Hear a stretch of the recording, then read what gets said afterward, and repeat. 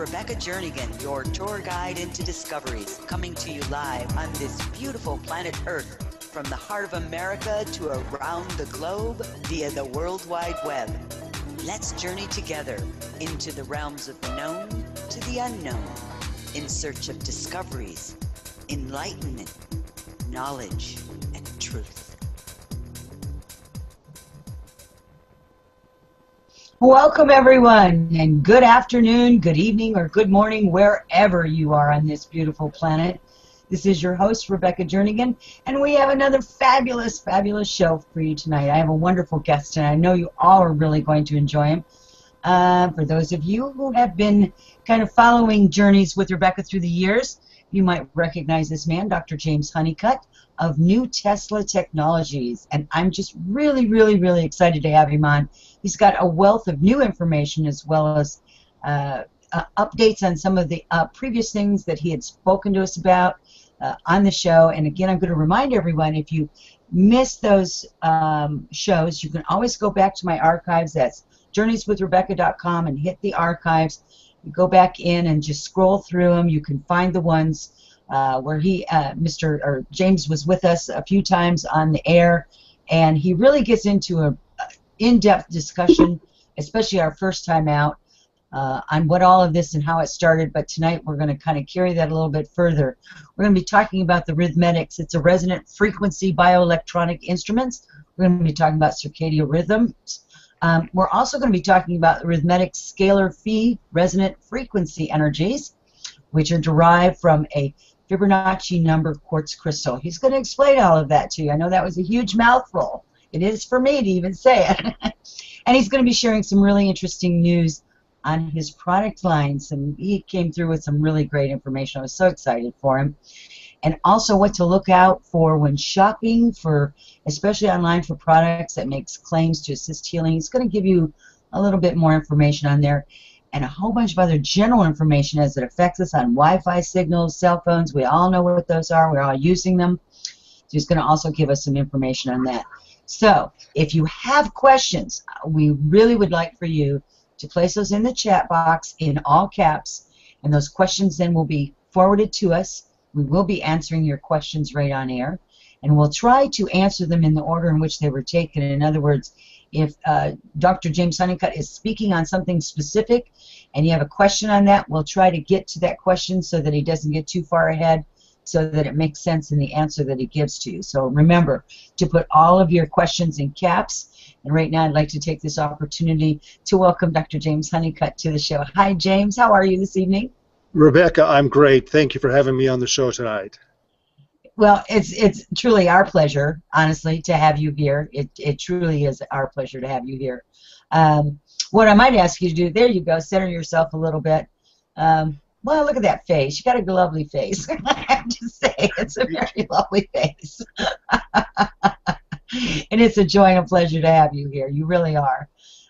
Very welcome here. And I'm excited for some of the new technologies. And I have talked to many people about you, and I know that I've turned a few people on to your website, the people that get it. And it's just an amazing journey to walk through your website. First of all, it's an education all in and of itself.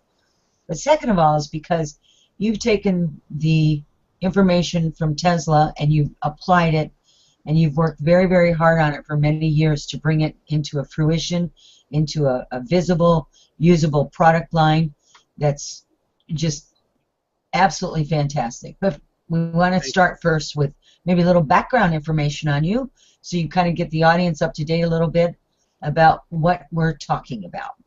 Thank you. Appreciate that. Let me try to briefly go through a little bit of the history. You know, after surviving cancer myself twice, and I had been working at Microsoft, which was a very stressful environment, as it appropriately should be, I decided to make it. And it was the cancers were like a wake-up call for me, and it was then the subsequent loss of my wife at the time from breast cancer that was like a really just a big slap in the face of, you know, what's going on in our lives. Why are we subjected to all of this illness? What's happening around us? my background is in science, electronics, and software, and hardware both. And so I started studying more about the medical side of this. And it's interesting because I discovered an article written by Nikola Tesla himself in, I think it was 1898. And he had invented what we call electrotherapy today. Electrotherapy were these devices that Tesla had built with oscillators using coils and capacitors to create these devices that were doing amazing healing feats. Tesla made a comment in this one article. It was a publication for electrical engineers, and he said, any competent electrical engineer can build a device to safely apply these currents of high potential or high voltage to the human body, but it remains to the physician to explain their action, how they work on the human body. Well, interestingly, you know, Tesla, as smart as he wasn't trained in physiology and anatomy, and doctors aren't trained in electrical, you know, physics types of things. And it's also interesting that doctors learn everything in Latin, and we electricians learn it all in Greek. So there's a language barrier there. And what happened was when pharmaceuticals overtook electrotherapy devices fell out of use. So by the 1930s and 40s, they weren't building these devices any longer, even though they had been very effective in helping people. And what happened, once electronic devices weren't being used to help heal people, then they figured, well, if they're not helping to heal, then they can't be hurting us. So they just kind of threw it all, you know, the baby out with the bathwater. As a result, we started getting electronic devices that were less expensive to build because they weren't worried about frequencies, but they were not realizing that those frequencies could be really harmful. So what's interesting is that Tesla understood this. He understood how frequencies could be applied. He understood what we call resonance. Now, resonance is when something vibrates at its natural frequency. And he discovered that if you apply a small amount of energy at a resonant frequency, that the effects of that are additive. They don't just dissipate, they continue to add and to build.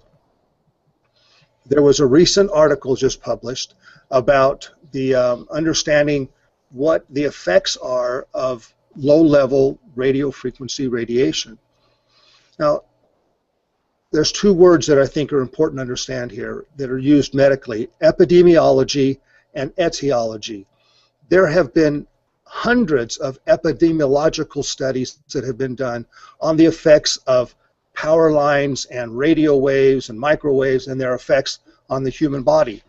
But epidemiology is the study of how these things affect the body. In other words, what are the symptoms that we see? So when they do these studies about childhood leukemia and say, well, there's no relationship, or there is a relationship between living under high tension power lines and having childhood leukemia cases, that's epidemiology. They're studying the effects of the exposure. Etiology is a study of the cause of the illnesses or disease that are occurring. And until recently, there haven't been any studies into what's causing it. All the debate has been about what the effects are, not what these things are doing to the human body.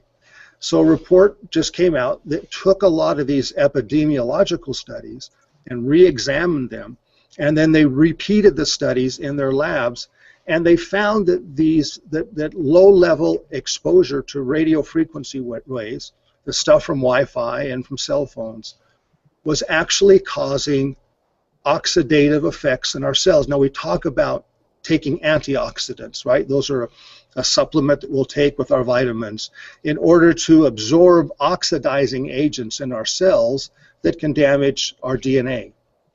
So they've discovered that you can actually have oxidative effects from long-term exposure to low-level radio frequency waves. What's critical there is this is building on what Tesla had taught us about resonance, that it doesn't take a real powerful radio wave to cause health problems. Obviously, standing next to a radio transmitter or a microwave dish is not healthy. That's just intuitive. But because of resonance, these things can actually have long-term effects upon us with long-term exposure to those things. So this study was telling us that we need to be aware of long-term exposure. And we're not talking minutes, we're talking hours or longer of exposure to these kinds of signals. But the scary part was it wasn't really high-powered levels. It was the levels that one might encounter being next to a Wi-Fi router in your home or in your office. So one of the things about this is it's important to understand that there are different types of exposure to radio wave frequencies and these emissions that can occur. And I categorize them into three different categories. And the first one is casual or unintentional exposure. So you're walking down the street and you walk past a storefront that has free Wi-Fi and there's some Wi-Fi leaking into the air. That's not something that you intentionally have walked into and you're sitting next to a router. Those are low levels, so there's very low risk of any kind of damage that can occur to the body. And in those cases, we usually have very limited exposure time and to those signals. Then there's another category called accidental exposure, and those are higher levels where we are exposed to these signals for longer periods of time, like having a Wi-Fi router in your home, and it's on all the time. It's interesting when I go into someone's home or their office and I see their Wi-Fi router sitting on their computer desk, and it's right there next to their monitor, or it's sitting right at the desk level. The radio waves are emitted from the ends of the antenna in a planar format. It comes out like a dish, like a plate from the top of the antenna. So if you have a Wi-Fi router sitting at about eye level with the antenna straight up from that, those radio waves are radiating outward in this platter type format from that point. And so you want to move that Wi-Fi router. The simplest thing you can do is just put it on the floor. It'll still work just fine sitting on the floor. Or if you've got a tall cabinet, you can put it well above the height of your head.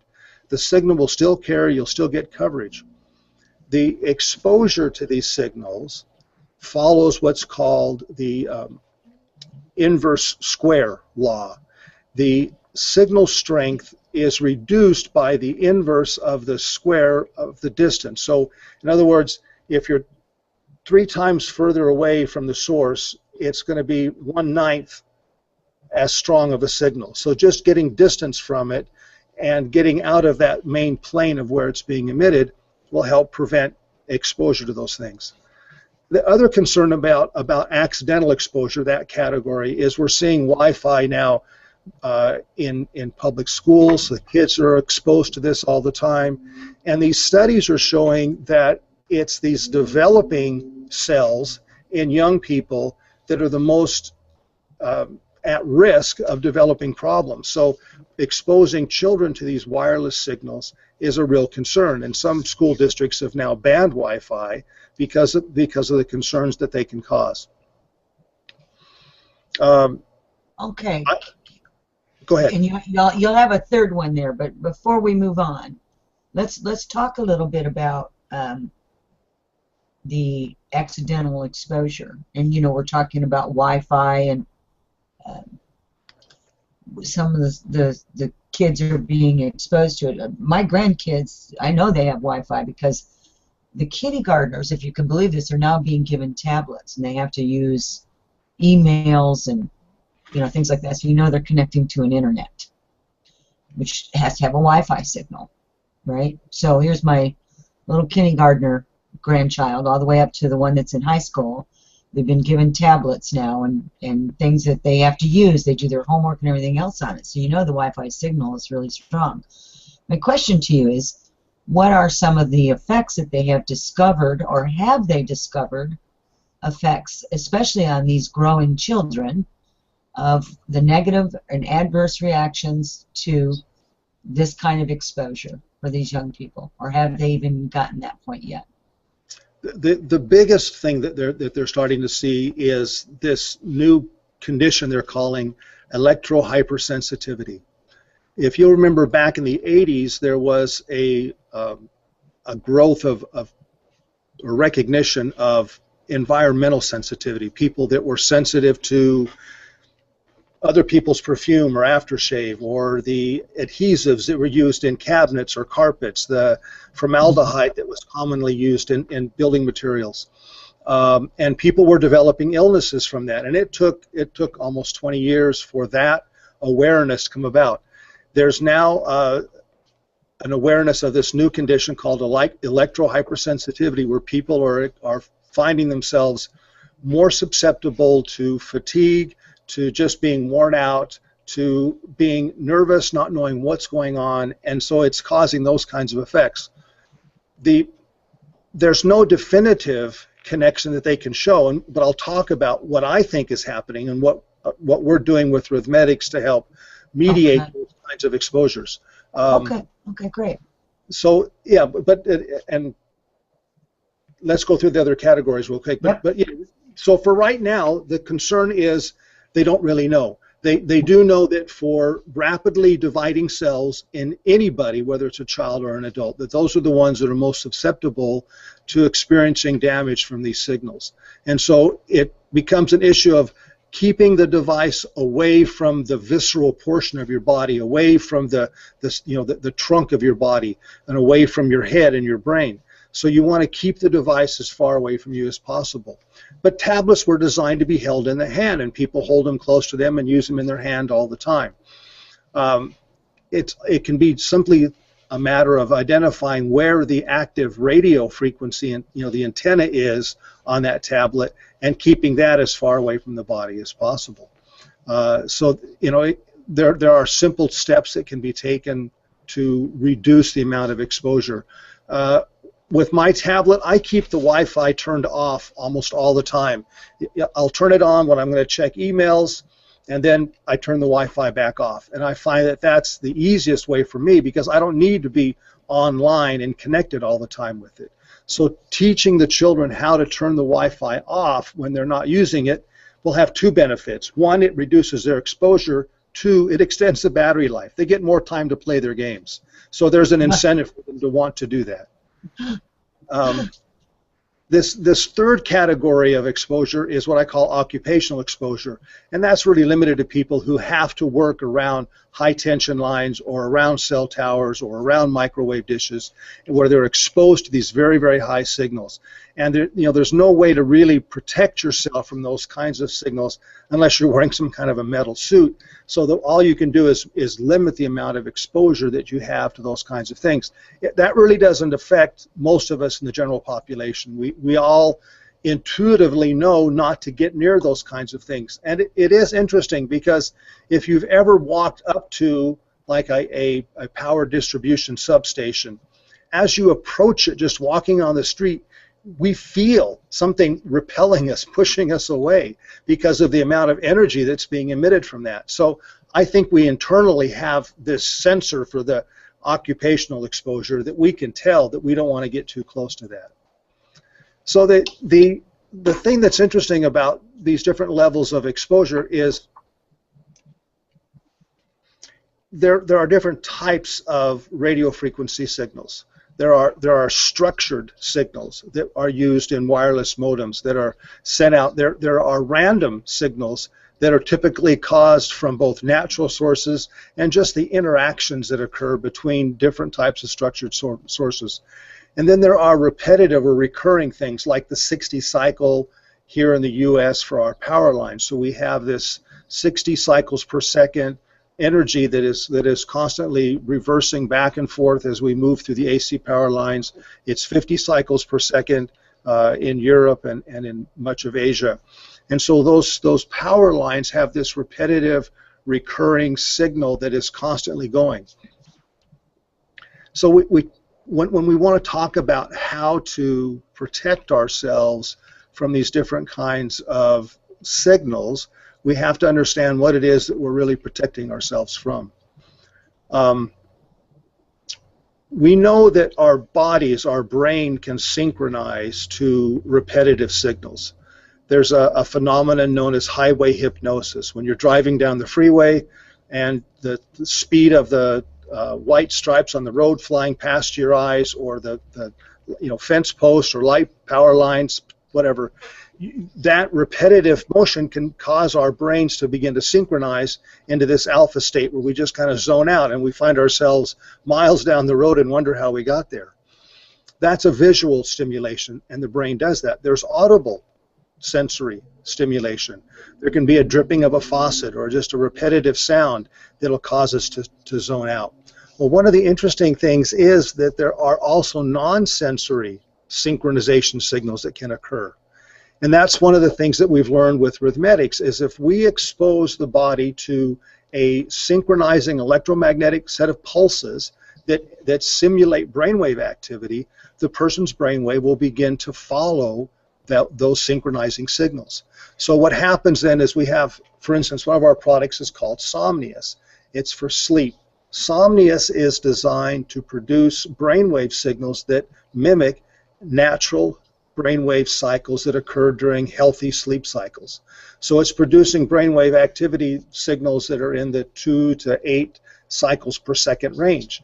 And we've done monitoring where we had users wear a Bluetooth type headset that would monitor their brainwave activity, and then had them sleep with and without the Somnius. And we found that their brainwave activity follows exactly what the signals are that Somnius is putting out. When we don't have Somnius underneath them, then they have a fairly normal but random brainwave activity that doesn't follow the same pattern that Somnius has. So we know the brain is being synchronized to that activity.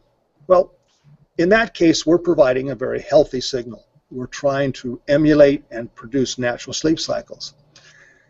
Imagine what it's like if you're in a room then where there's all this electromagnetic noise that's blasting around you, but you can't hear it, you can't see it, you don't really feel it with your body, but it's affecting your brain.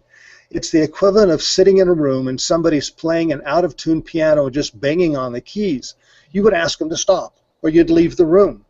But what do you do when you're sitting in that same room and you have this bombarding of electromagnetic signals that is causing all kinds of irritation to your brain, but you don't know why you're feeling irritated? And that's the basic root of the problem that we have today. So back to the grandkids, the problem is that they can sit there with these devices turned on and begin to get irritable, begin to have difficulty staying attentive and staying focused and on task. And we as adults can develop those same issues because we're just simply surrounded by this plethora of electromagnetic noise. So, go ahead. I'll talk about Dr. Hallberg when you come back. Go ahead.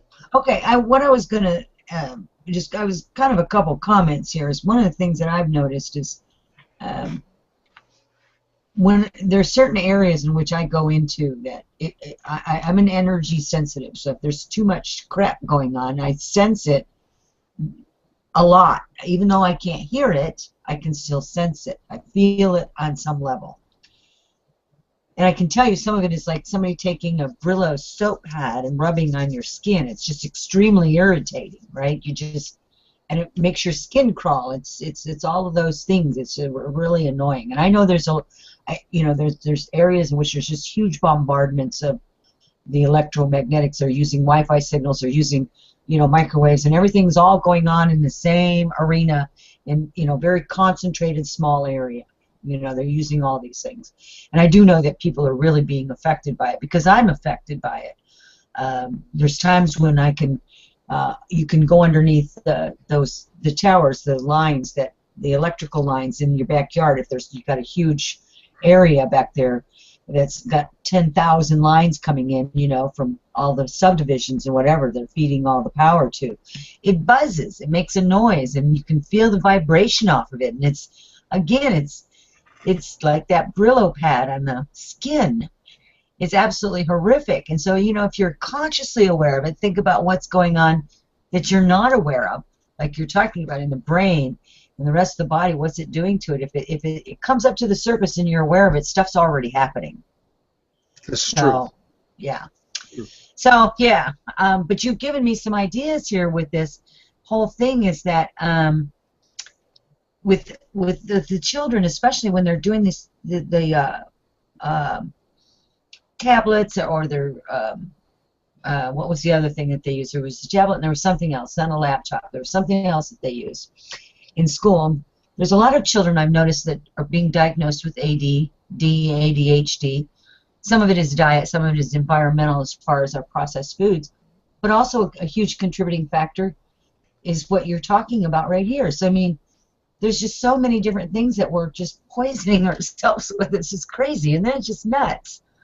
So it's another added layer for me in that whole thing when I watch children, because they're very fatigued and they don't be able to pay attention and they wonder why. Well, I think we're onto something. I really do. Okay, so let's see. Before I forget, we only got about 3 or 4 minutes. We're going to take literally a very short break. It'll be 30 seconds or less, and then we'll come back. So we got about 4 minutes. So if you will, go forward from there, and I'll cue you. I was going to say that in the 1950s, Dr. Franz Hallberg, who is known as the father of chronobiology, the study of the biology of time, discovered how hormones that were affecting the body were regulated by an internal clock. He's the one who coined the term circadian rhythm.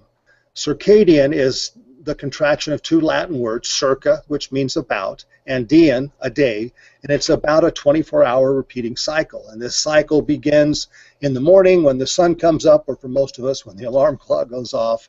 And then as the nighttime comes, our body produces melatonin and we start to fall asleep. It's regulated by a little rice grain-sized organ called the suprachiasmatic nucleus that's inside of the midline of the brain, right behind the eyes. And this little area of brain activity is what regulates all of the clocks in our body.